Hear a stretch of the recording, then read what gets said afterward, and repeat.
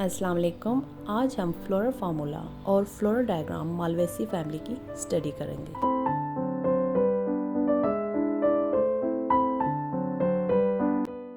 So first we write floral formula.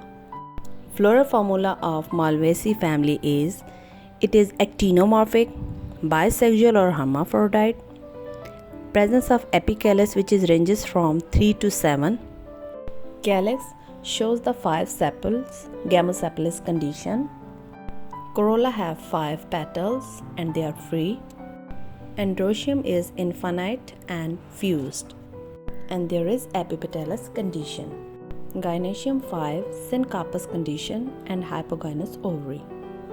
तो step by step सारी terms को समझते हैं और फ्लोरल डायग्राम शुरू करते हैं। अब सबसे पहले फ्लोरल फार्मूले में एक्टिनोमॉर्फिक का साइन है। इसका क्या मतलब है कि आप फ्लावर को कहीं से भी डिवाइड करें तो वो हाफ में डिवाइड हो जाएगा।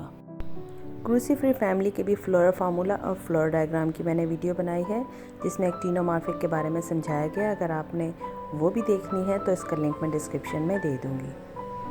फिर बाइसेक्सुअल और हर्माफ्रोडाइट मीन्स कि दोनों male and female organs are present in the same flower. Now let's start floral diagram. सबसे बाहर जो फ्लावर की आउटर मोस्ट कवरिंग है वो एपिकैलिस है जो 3 से 7 तक रेंज कर सकती है। अब कितने लोग एपिकैलिक्स और कैलिक्स में कंफ्यूजन कर जाते हैं।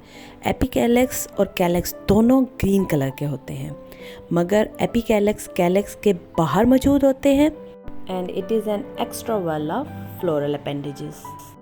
एपिकैलिक्स फ्लोरल डायग्राम में पॉइंटेड आर्क की तरह हम रिप्रेजेंट करते हैं और सारे एक दूसरे के ऊपर ओवरलैप नहीं करते और ये फ्री होते हैं, यानी एक दूसरे से जुड़े हुए नहीं होते।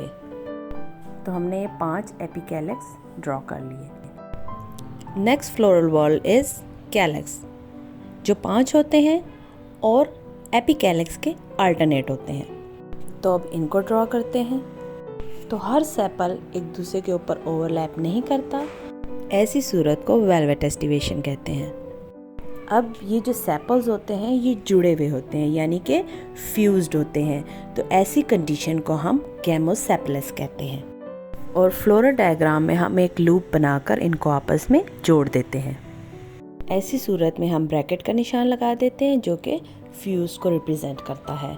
तो कैलिक्स 5 होते हैं और फ्यूज्ड होते हैं। अब नेक्स्ट फ्लोरल फार्मूले में हमें C5 नज़र आ रहा है जो क्रोला को रिप्रेजेंट कर रहा है।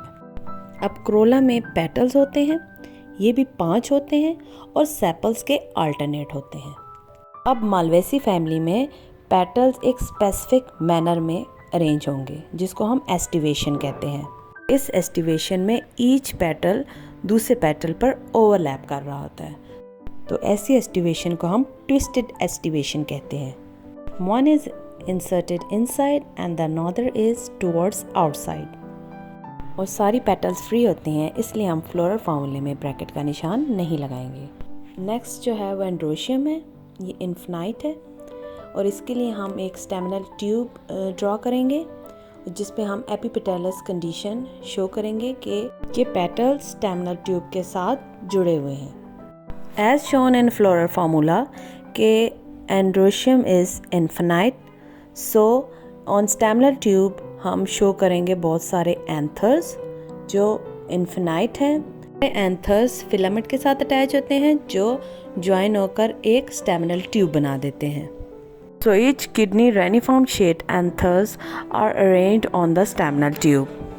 इस किस्म की कंडीशन जिसमें ये सारे एंथर्स स्टेमिनल ट्यूब के साथ अटैच्ड होते हैं और एक सिंगल बंडल फॉर्म करते हैं, तो इसको हम मोनोअडल्फस कहते हैं। Mono means single.